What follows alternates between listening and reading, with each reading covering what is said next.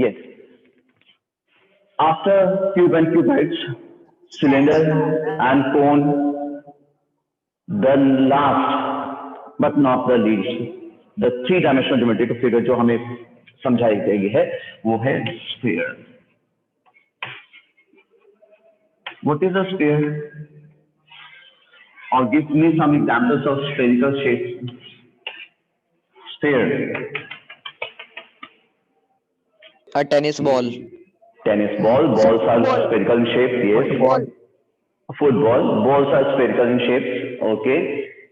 Or Earth. Earth is almost spherical in shape. Yes. Okay. Correct. Almost spherical in shape. It's not perfectly spherical in shape. है ना? मालूम है ना? Gravitation में पढ़ लिया आपने? Acceleration due to gravity is more apt to the poles or the equators पढ़ लिया आपने, है ना?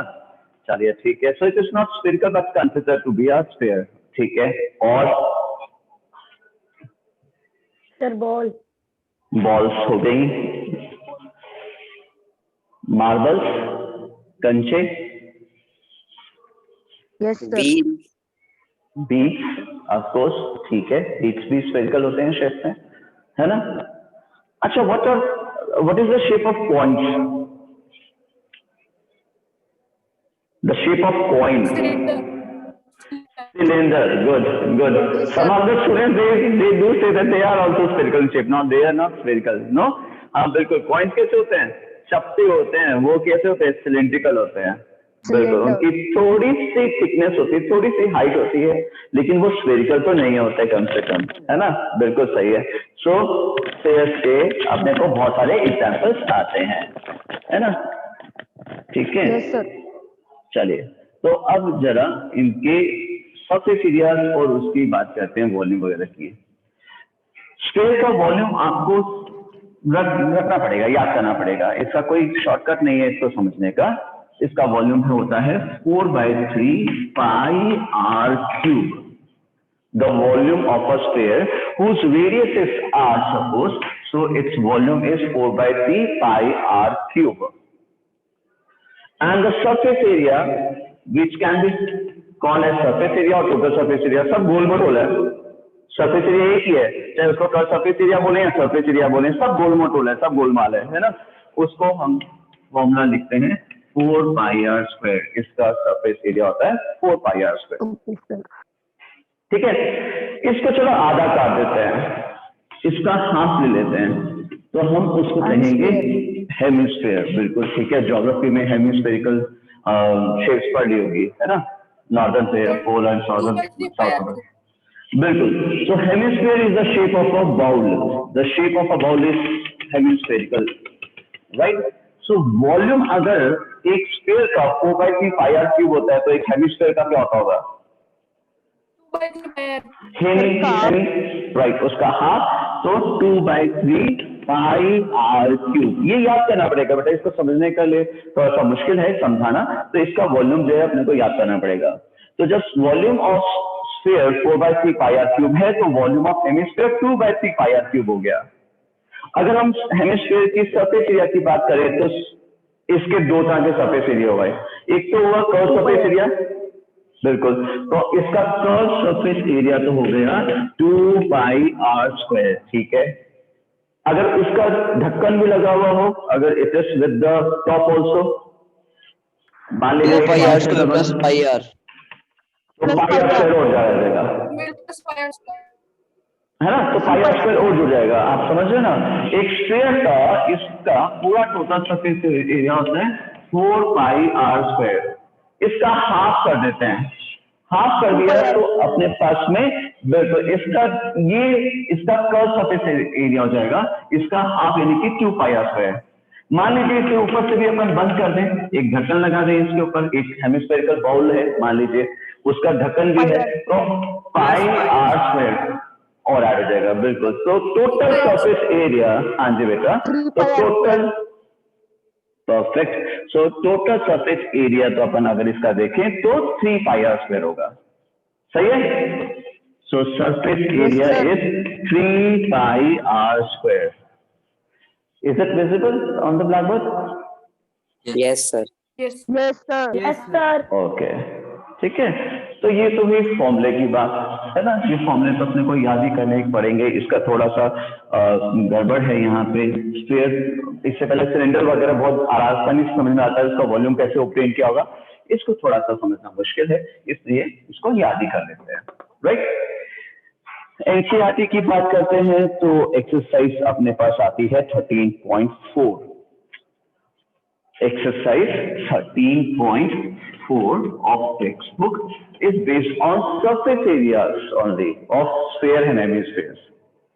जो 13.4 एक्सरसाइज है वो केवल सरफेस एरिया पे बेस्ड है of both the sphere and the hemispheres. Okay, चलिए 13.4 का वही वाली बात, जो पहले वाले क्वेश्चन है वो फॉर्मूला बेस्ड है केवल, तो उनकी बात नहीं करूंगा। थोड़े से कंसेप्चुअल क्वेश्चन जो हैं उन पे चलूंगा और फोर्थ क्वेश्चन लेते हैं। I will read it twice for you. ध्यान से सुनिएगा, पढ़िएगा और कोरिलेट कीजिएगा क्या पूछा है वो। He says the radius of a spherical balloon increases from 7 centimeter to 14 centimeter as air is being pumped into it. The radius of spherical balloon increases from 7 centimeters to 14 centimeters as air is being pumped into it. Find the ratio of surface areas of balloon in the two cases. Find the ratio of surface areas of balloon in the two cases. So earlier the balloon was spherical in shape, assuming it as a sphere. He says the radius was 7 centimeter. ठीक है, कोई balloon होगा 7 centimetre इसका radius होगा and it is spherical in shape.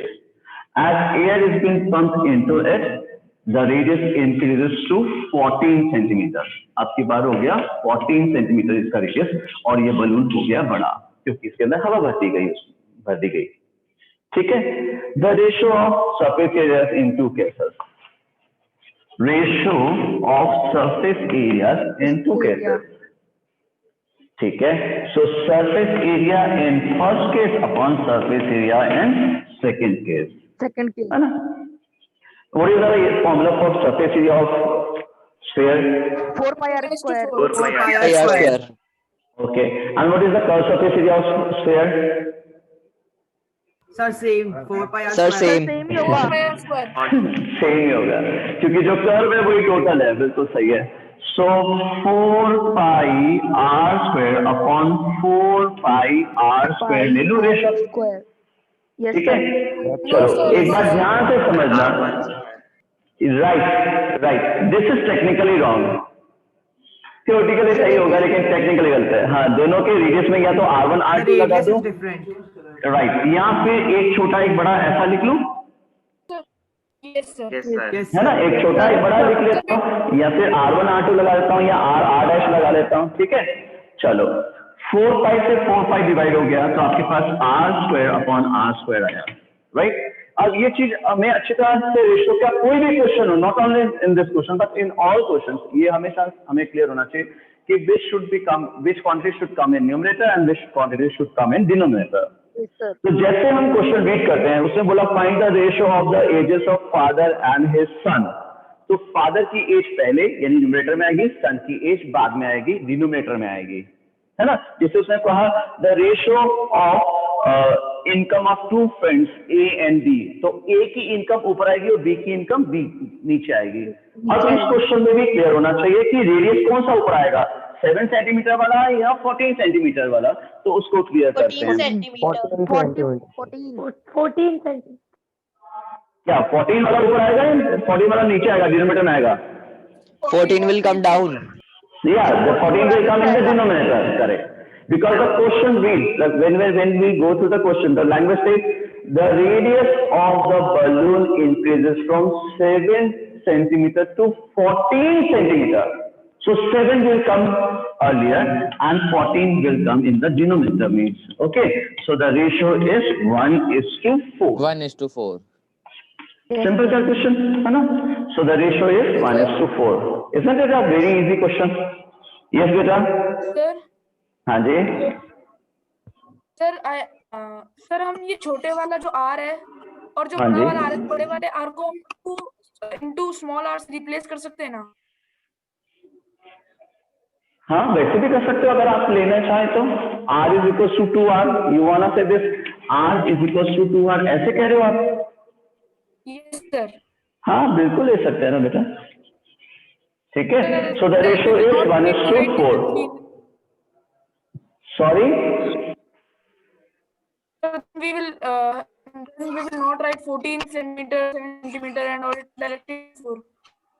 One in the same thing बेटा, आप value को रखोगे जब आप एब्रिविएशन के फॉर्म में r इज इक्वल टू बड़ा r is equal to twice of छोटा r लिख रहे हो, तो आप एब्रिविएशन फॉर्म में करोगे, रेशियो तो यही आएगा ना, लिखने का तरीका केवल चेंज कर दो आप, ठीक है। Yes, sir.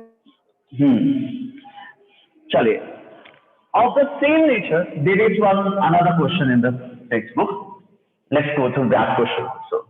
सिंपल क्वेश्चन था ना, रेशियो निकालना है वो भी सरफेस एरिया का, तो दोनों का सरफेस एरिया क्यों कैलकुलेट Yes, करें, sir. ठीक है, सीधा रेशियो निकालना है, सीधा रेशियो निकालते हैं और क्या। नेक्स्ट क्वेश्चन पे आते हैं, एक और क्वेश्चन है इसी सेम नेचर का, and that is the 7th question. Right now one student said that earth is spherical in shape, example of sphere is earth also, right, it is almost spherical in shape, है ना। बात ज्यादा manually नहीं जाता, physics के student नहीं बनते, math के स्टूडेंट रहते हैं कि ठीक है चलो स्फीयर है। He says the diameter of moon is 1/4 that of earth. The diameter of moon is 1/4 that of earth. ठीक है, ग्रेविटेशन वाले चैप्टर में भी पढ़ा था कि the satellite of earth is moon and that's why moon is revolving because there is a difference of mass. कभी भी सैटेलाइट जो है वो प्लैनेट के मास से, उसका सैटेलाइट का मास जो है वो बड़ा नहीं हो सकता, ये वो ग्रेविटेशन में आपने पढ़ लिया है ना। आपने देखा वो क्या कह रहा है उसकी भी बात करते हैं। ये है अपने पास में मून और ये इमेजिन कर लेते हैं अपने पास में है earth. Both are spherical in shape. Okay, the diameter of moon is 1/4 that of earth. The diameter of moon is 1/4 that of earth. जैसे मान लीजिए एग्जाम्पल लेते हैं, ठीक है, the diameter of moon is 100 kilometres, then the diameter of moon is 100 kilometers. Then what is the diameter of earth? 400. 400, 400 kilometers. correct 400 kilometers. The moon is 1/4 of earth. बिल्कुल सही समझो आप, है ना। So if the radius of moon is r, then what will be the radius of earth? 4R. 4 are, क्योंकि जैसे diameter change होगा वैसे रेडियस भी चेंज होगा। अगर डायमीटर हाफ हो रहा है तो रेडियस भी हाफ होगा, डायमीटर डबल हो रहा है तो रेडियस भी डबल होगा, एंड सो ऑन। सिंपल सी बात है ना। So he says is this thing clear? Let the radius of moon be r. Suppose let the radius of moon be r, then the radius of earth क्या हो जाएगा बेटा? 4R. 4R. ठीक है। रेशियो लेना है इनके सरफेस एरिया का, तो ratio of surface area of moon पहले लिखूंगा या अर्थ लिखूंगा? न्यूमरेटर में किसको लिखूंगा? Sir moon. मून। अब वर्क ऑफ सेंटेंस को अच्छी तरह से पढ़ते हैं। बिल्कुल मून, बिल्कुल सही बता रहे हो आप। क्यों ले रहे हैं हम न्यूमरेटर में मून को? ठीक क्लियर करते हैं। The diameter of moon is 1/4 of that of earth. तो मून का नाम पहले आया इसलिए।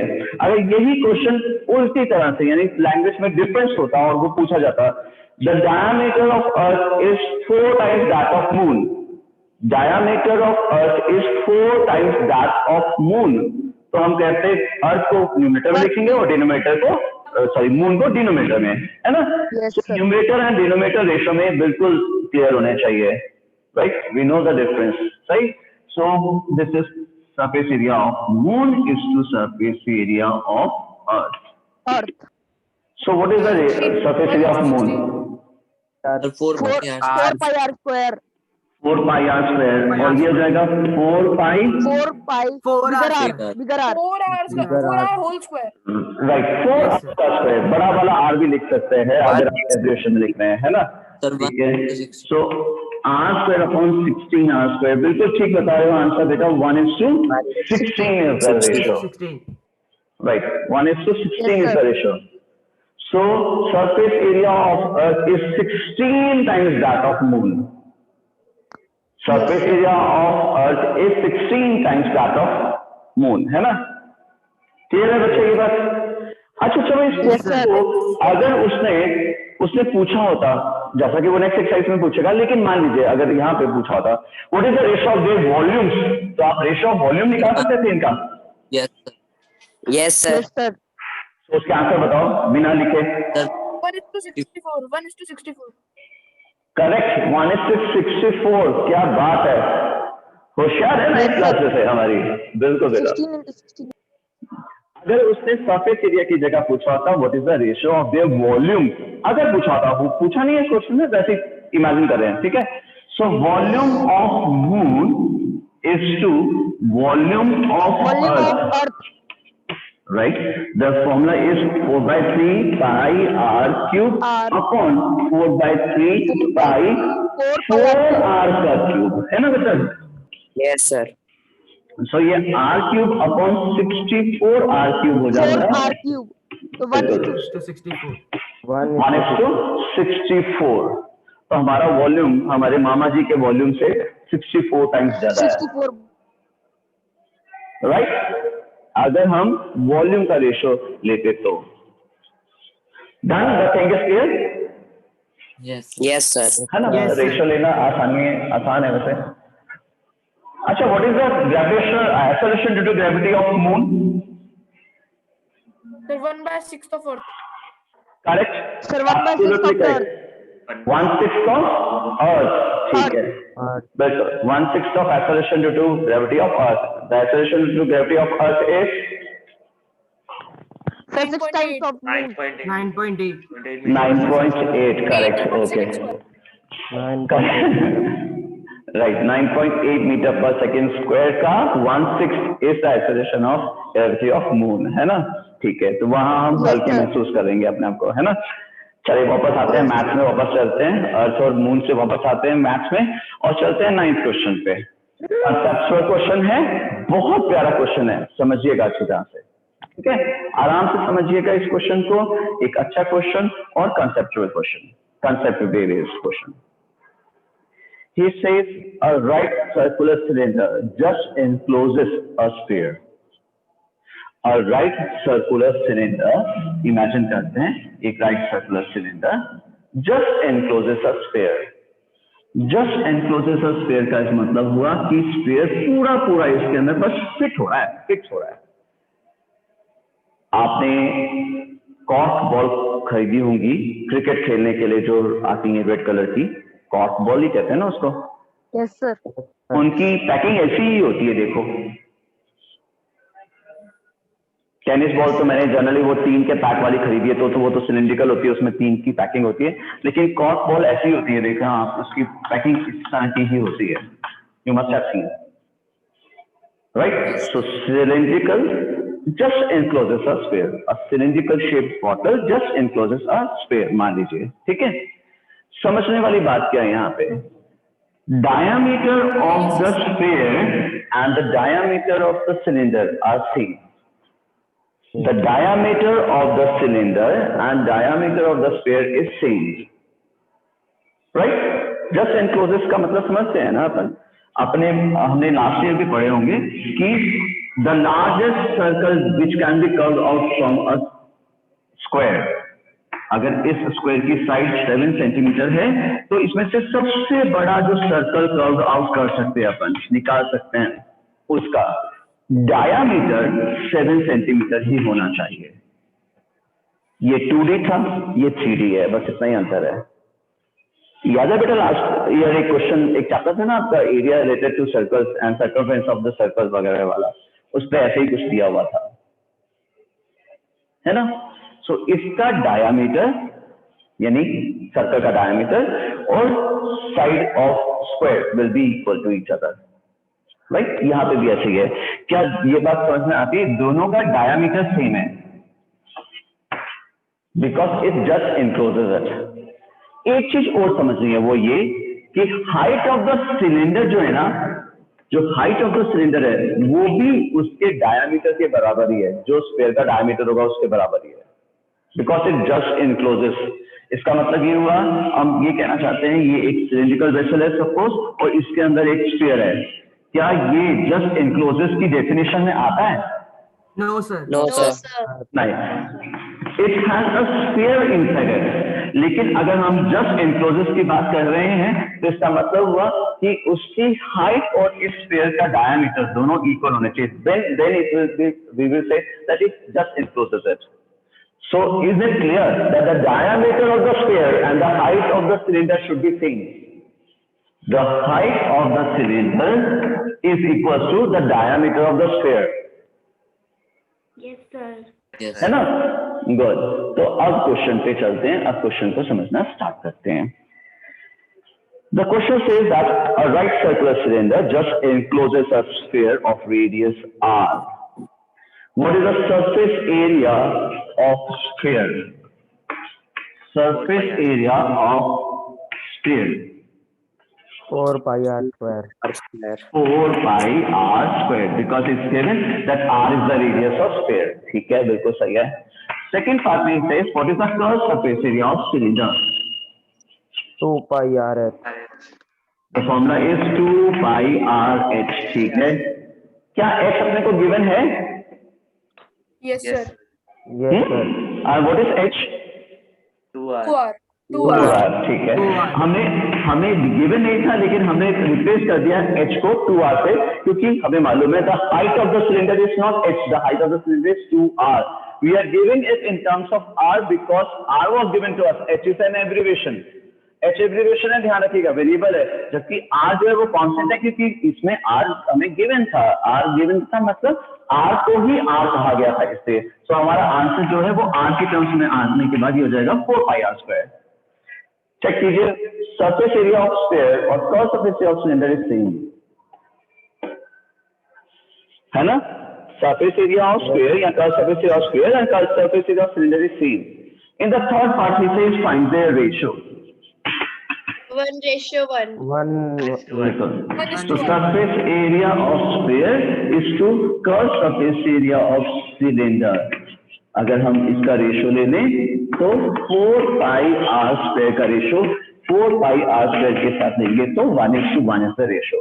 Same that means the surface area of sphere and the curved surface area of cylinder will be equal when the cylinder will just enclose that sphere। Is the question clear? यहाँ पे बस इतनी सी बात मुझे समझा दीजिए, ये चीज समझ में आ गई क्या आपको?